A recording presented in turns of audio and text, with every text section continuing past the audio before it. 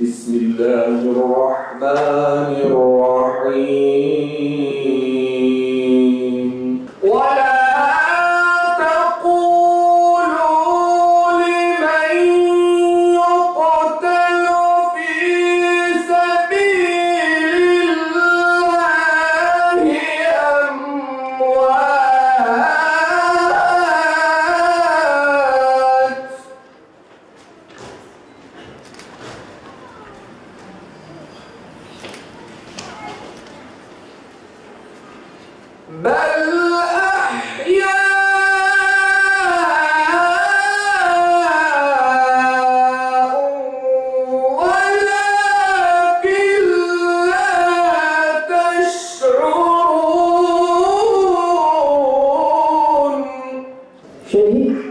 Şehadet Kur'an'ımıza aittir. Sünnet-i seniyemize aittir. Bu bakımdan onlardan daha ziyade, daha fazla bizim bunu işlememiz gerekiyor. Bunu yaşamamız, yaşatmamız gerekiyor. Fert, toplum ve ümmet olarak her sahada, her safhada bunu işlememiz gerekiyor. Zira Kur'an-ı Kerim'de sakın ha Allah yolunda öldürmüş olanlara ölüler demeyin. Bilakis onlar değiller ama siz farkında değilsiniz. Ayet-i Celile'nin bir manası da onların toplum hayatında yaşanmasıdır. Toplum onları kendi anlarına yaşatacak, beyinlerine kazacak. Onu sürekli yaşaması gereken bir değer olarak görecek. Destanlarını okuyacak. Kahramanlıklarını anlatacak şehitlerin. Güzel anılarını anlatacak. Onun isimlerini, evet, o güzel şahsiyetlerin isimlerini sadece kalplerinde yaşamakla değil, evet, toplumun her çehresinde, evet, toplumun her sahasında görülmesi, gösterilmesi gereken bir tablo olarak yaşatılmasıdır. Baktığımız her yere onları görmemiz lazım. Yaşadığımız her değerde onları görmemiz lazım. En güzel yollarımıza onlar isimlerini koymamız lazım. En güzel caddelerimize, parklarımıza, camilerimize,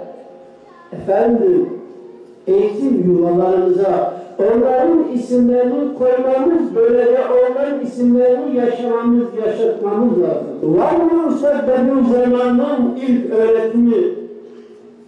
Var mı öyle bir isim? Bir üniversite? Var mı Şeyh Said'in ismini taşıyan bir cadde, bir bahçe, bir park? Bir cami yok mu? Neden bu toplum bunlara yabancı kaldı? Niçin? O halde bunu iyi incelememiz lazım. Belediyelerimiz, belediye başkanlarımız bugüne kadar bu değerlerimizi acaba yaşadılar mı, yaşattılar mı? Bu anıları bize hatırlattılar mı? Böyle bir vazife gördüler mi? Hayır. Göremezsiniz. İlmini göreceksiniz.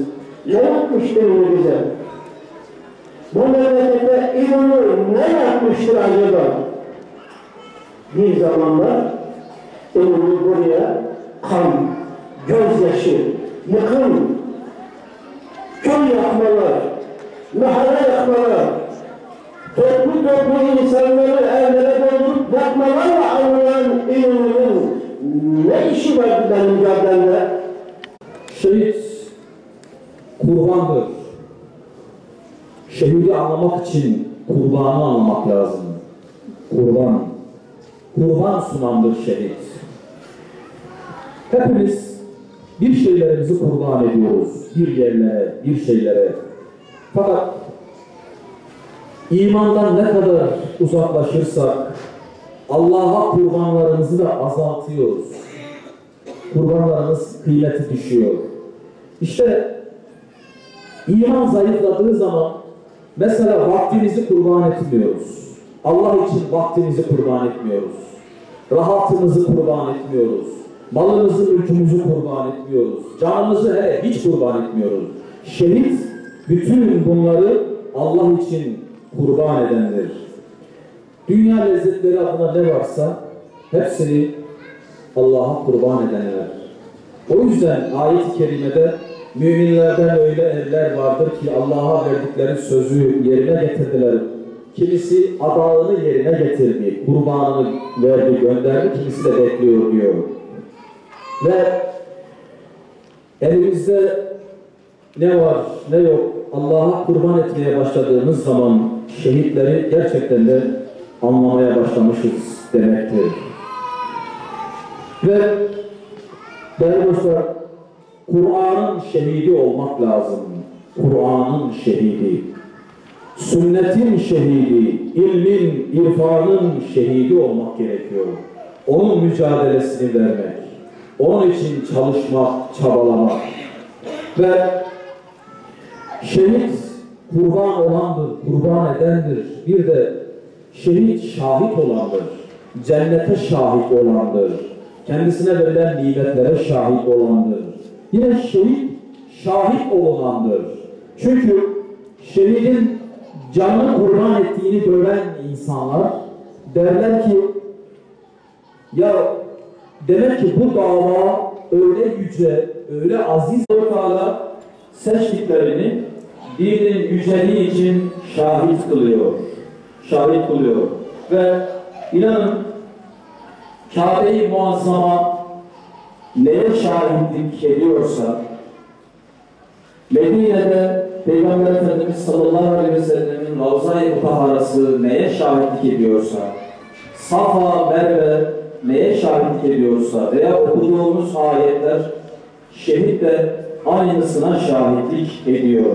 Şehitler ölmez kardeş, şehitler ölmez sırdaş, şehitler ölmez. İbretim alemdir, korkmaz çürümez, korkmaz çürümez. Şehitler ölmez kardeş, şehitler ölmez sırdaş, şehitler ölmez. Yumruklar sıkılmış, çatılmış kaşlar, çatılmış kaşlar, Hakka kenetlenmiş hain bakışlar, hain bakışlar. bedenler üstüne yıldımsa taşlar, Yıldımsa taşlar. Şehitler ölmez kardeş, şehitler ölmez sırdaş, şehitler ölmez. Şehit tahtında Rabbi görürsen, abinden recaim olsaydı der. Ümitsiz olmaz, ümitsiz olmaz, sevdasız olmaz, sevdasız olmaz. Dağları oyup zindan etseler, Allah nurunu söndüremezler. Dağları oyup zindan etseler, Allah nurunu söndüremezler. Bizim İslam'ımızın çıkın, bizim İslam şehirlerin yollarıyla neferiyle, onlar kanlarıyla bedenleriler. Ey Rabbimiz! Ya Erhamer Rahimin! Soğukkanlı yakışlarımız ve ıslanlanmaya affetmiş gözlerimiz ile seyre durduğumuz Suriye, Filistin ve Mısır başlamak üzere Arakan, Mali, Somali, Myanmar, Ögedan ve resmi sayamadığımız nice mazlum coğrafyalarda mazlum ve musallaflar zalimlerin zulmü altında namuslar çiğneniyor, kardeşlerimiz diri diri yakılıyor. Ey Rabbimiz, şüphesiz ki sen bütün bunları